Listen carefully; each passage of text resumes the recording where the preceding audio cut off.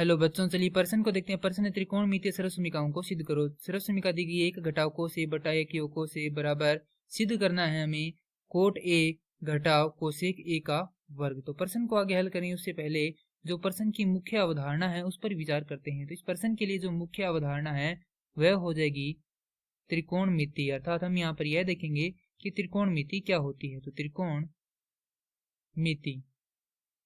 त्रिकोणमिति बराबर होता है किसी त्रिभुज के कोणों तथा भुजाओं में संबंध का अध्ययन त्रिकोणमिति कहलाता है। अब हमें यहाँ पर दो भाग दिए गए हैं, पहला है बायां भाग और दूसरा है दायां भाग।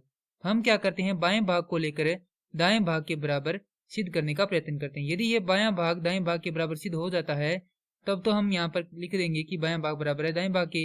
यदि सिद्ध नहीं हो पाता है तो हम क्या करेंगे, फिर बाएं जो दायां भाग है उसे भी हल करेंगे। तो यहाँ पर लिखते हैं बायां भाग। बायां भाग है हमारे पास 1 घटाव कोस ए बटा 1 योग कोस ए।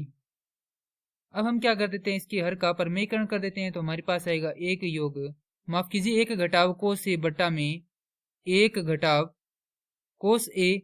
तो यहां से इसको हल करेंगे तो हमारे पास आएगा 1 घटाव कोस ए का वर्ग भाग में 1 घटाव कोस वर्ग ए। किस प्रकार से आएगा, तो यहाँ पर दो सर्वसमीकरणों का प्रयोग होगा। पहली का होगा a घटाव b का वर्ग, तो यह आ जाएगा a का वर्ग योग b का वर्ग घटाव 2ab।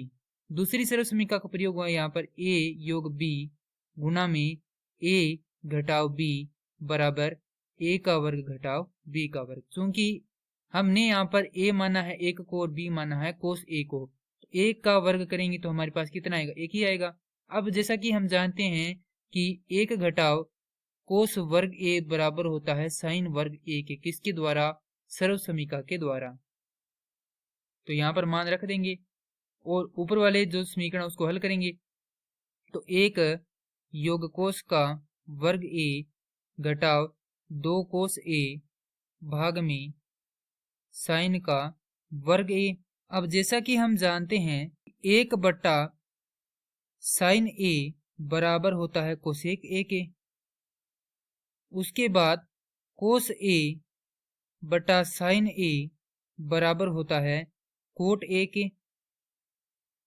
तो यहां से अब जो लघुत्तम है इसको अलग अलग करके लिखेंगे तो हमारे पास यहां पर प्राप्त होगा 1 बटा साइन वर्ग ए योग कोस वर्ग ए बटा में साइन वर्ग ए घटाव 2 गुना में कोस ए बट्टा में इसको लिख सकते हैं साइन ए गुना में साइन ए।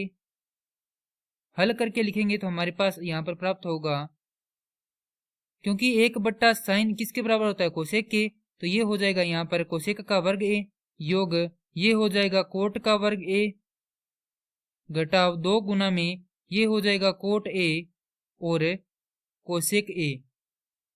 और चूंकि हम जानते हैं कि ये क्या है, ए का वर्ग योग बी का वर्ग घटाव 2ab जो कि किसके बराबर होता है, a घटाव b के वर्ग के। तो यहां से हम इसको लिख सकते हैं कोट ए घटाव कोसेक ए का वर्ग।